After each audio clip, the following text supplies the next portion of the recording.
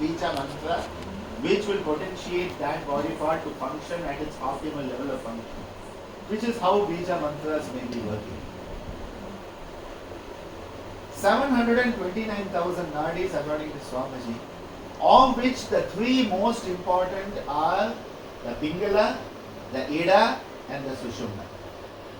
So the Pingala, the Ida and the Sushumna are the three most important, and the most important of all is the Sushumna, because ultimately it is through the Sushumna that the Kundalini has to move from the Kanda up into the cranium, where in the cranium that union between Shiva and Shakti can occur, which is that experience described as the awakening of the Kundalini.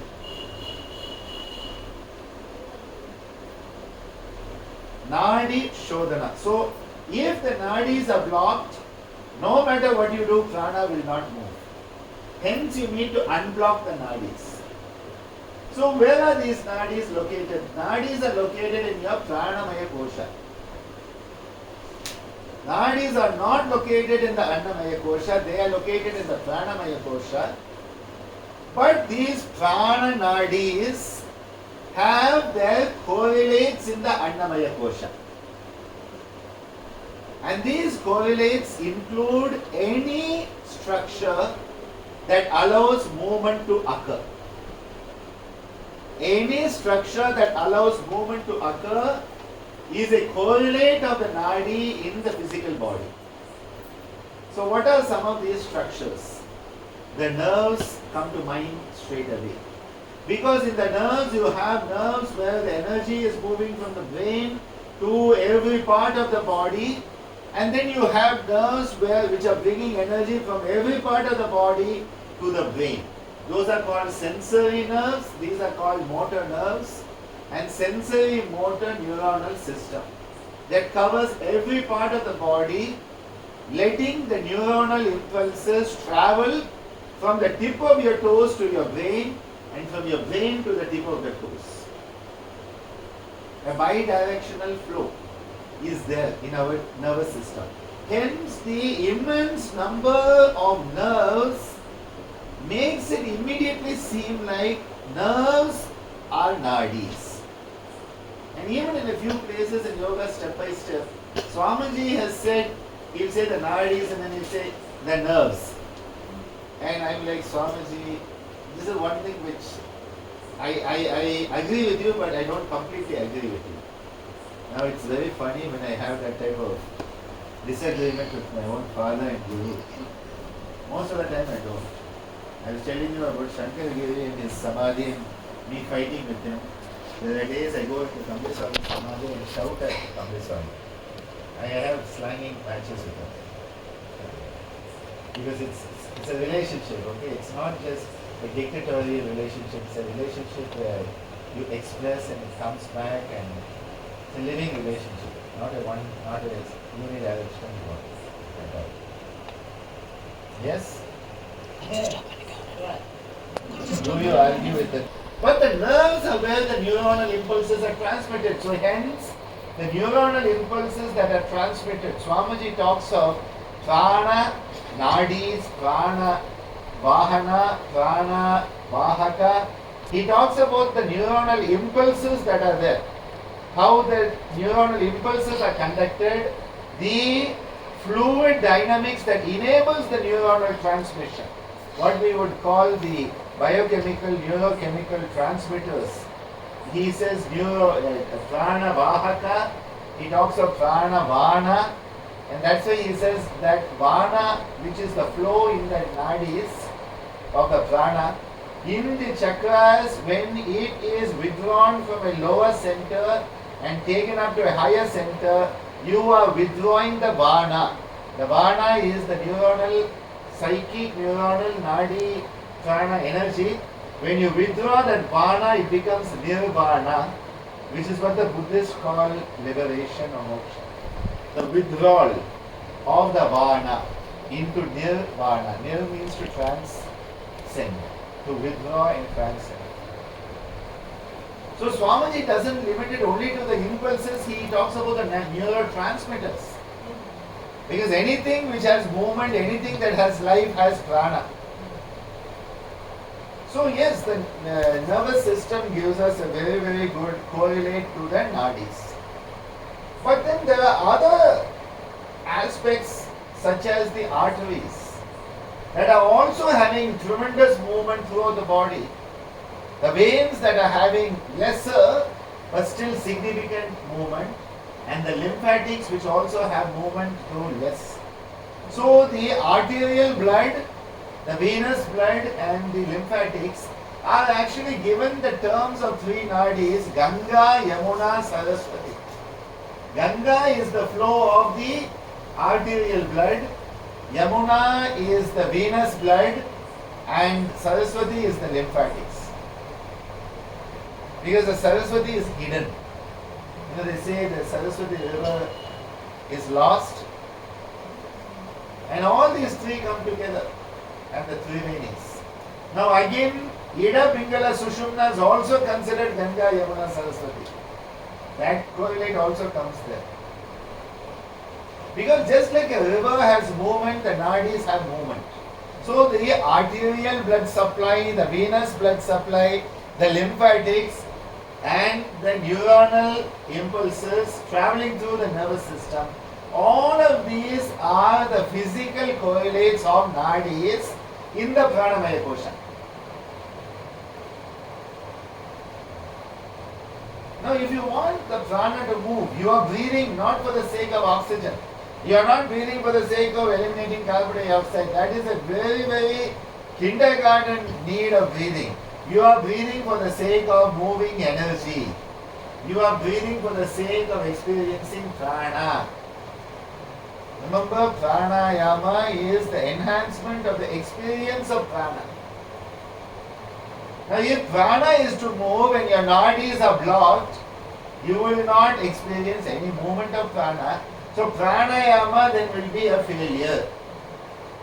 Hence, in most traditions, Nadi Shodhana, Nadi Shuddhi are prescribed as preparatory practices before going into other pranayamas. And so there are people who debate whether Nadi Shuddhi, Nadi Shodhana are pranayamas or not. There is a huge debate on this. It's like many people who say, is the Vibhaga a pranayama or a preparation? In fact, in the SVS tradition, they call it Vibhaga Shwasa. They say it's not a pranayama, it's a Shwasa. Is there a question? Yeah. Yes, go ahead. It's bubbling on my mind. Shoot away. So in case, for example, stress disorder, chronic stress disorder, or even acute, is there excess of prana at that moment running? Because like all those, there will be a hyperactivity, right? Especially on receptors, on ligands, all the neurotransmitters, etc. It is an imbalance of prana. Okay. So, health is a state of balance. Neither overactivity is health, neither underactivity is health. And this is why when we understand the state of health, the Yoga Vashishta tells us when disease comes into the body from the Adi to the Vyadi, it comes in three ways. He says, Atijiranam, Ajiranam, Kujiranam. There are three words. Jiranam normally means digestion. So the literal translation is disease comes either by under digestion, over digestion, or maldigestion. So they give three. Kujiranam means maldigestion. So it could mean something that doesn't fit into hyper or hypo. Now I prefer to say it is not digestion, it is metabolic activity. Because then immediately all the disorders will come into the... if you say digestion, people are like, what does a kidney disorder have to do with the digestion? You know, the modern medical scientists, it's stuff. But if I say Ajiranam is hypometabolic activity, Atijiranam is hypermetabolic activity, and Kujiranam is an alteration of the metabolic activity in its normal course. So, what you are talking about, an overactivity of the nervous system will become like an Atijiranam. Now, Atijiranam is also a disease. Ajeevanam is also a disease. Kujeevanam is a disease. Which is why they say that Sama Jeevanam. Sama is the balance. In the definition of health from Shushruta, the Ayurvedic surgeon, he says, Samadosha, Sama Agnischa, Samadhatu, Malakriya. He says, the dosha should be Sama. The Agni should be Sama. The Dhatu should be Sama. So all the humors, all the metabolic activities, all your component substances should be in balance. That is health. And Malakriya, efficient elimination of waste should be there. Then he says, Prasanna Atma Indriya Mana. Your Atma, yourself, your senses, Indriya and Mana, the mind, should be tranquil. Then you are healthy. Now, by that definition, there is not a single healthy human being on this planet. It's such a comprehensive definition that it is bound to fail because it is so utopian. And we don't live in utopia. Maybe Ethiopia, but not utopia. I used to always confuse Ethiopia and utopia. And I'm like, definitely, they are on two ends of the spectrum. So, what happens is, hyperactivity is not normal. Hypoactivity is also not normal. Normal activity. And that is why too much of sympathetic is also disease. Too much of parasympathetic will also be disease. And this is why this idea that balance, sympathovagal balance. You want balance. So, though the blockage is not there, what is happening is that there is some sort of alteration in the conduction capacity. So, blockage can be two ways. One, your pipe could be blocked with mud, or the pipe could have holes in different places. And that's also a blockage in the sense of you are losing. Or the pipe could be twisted in such a way the water cannot flow. So, when we talk about blockage, it is not just the absence of the movement, it could be a distortion of the movement. So, the loss of the movement, the exaggeration of the movement, or the distortion would also be included in that. What we want is balance. So, Nadi Shodhana, Shodhana refers to a gross cleansing. Let us also use the word a gross restructuring. That's another word you can use. A gross restructuring of the Nadi system. Similarly, remodeling, neuroplasticity, pranic neuroplasticity, Nadi neuroplasticity. Once you have done the gross cleaning, you can go into the subtle cleaning, the refined cleaning, which is the Shuddhi. So you will notice that in this combination, though they can be done separately, Nadi Shodhana can be done separately, Nadi Shuddhi can be done separately. However, most of the time we do Nadi Shodhana followed by Nadi Shuddhi because it is a beautiful complete package. Otherwise, what happens? You only do Nadi Shodhana, you have only done a gross cleaning. You do Nadi Shuddhi. If you have not done Nadi Shodhana, Nadi Shuddhi will not work. So it has its own issue. So though they can be done separately, they are better practiced as a combined buy one get one pack. Nadi Shodhana, Nadi Shodhana. So in Nadi Shodhana, what are we doing? We are making the breathing pattern faster. So the first part here is breathing pattern faster. We are utilizing the alternate nostril breath in the sense of right in, left out. What does right in, left out signify? It signifies that you want an activity. But you want the activity to be balanced. The other day we had the question about what happens if you only do right nostril. What happens if you do right in, left out? So with only right, it is only activity. But right followed by left, you are activating, but there is a little bit of a balancing also kept in mind for the system. Because the goal is not hyperactivity. The goal is balance. So we are breathing in right, breathing out left, breathing in right, breathing out left. We start with the pattern of a regular slow breath. So say you are doing 8-4, Savitri again comes in, because Savitri is again life nourishing. Savitri is a nourishing. Savitu is the nourishing aspect of the solar energy. So we are utilizing the nourishing energy right in, left out for the sake of activating with the creation of balance. Going from slow to fast. So 8-4 becomes 6-3, becomes 4-2, becomes 2-1, becomes 1-1, and becomes as rapid as you can breathe. So what are we doing? We are creating a compressed energy in our nadi system. So the energy, normal flow is 8-4. What you are doing is 8-4 is becoming 6-3, you are compressing it. 6-3 is becoming 4-2, you are again compressing it. 2-1, compressing 1-1. So the energy is being channelized as if you are putting a nozzle on your pipe. So you have a pipe, you want to clean the car. If you have this thick a pipe, you will not get enough force in the water to clean the car. So you put on one of those nozzles to make the water to come into a jet so that you can clean more efficiently.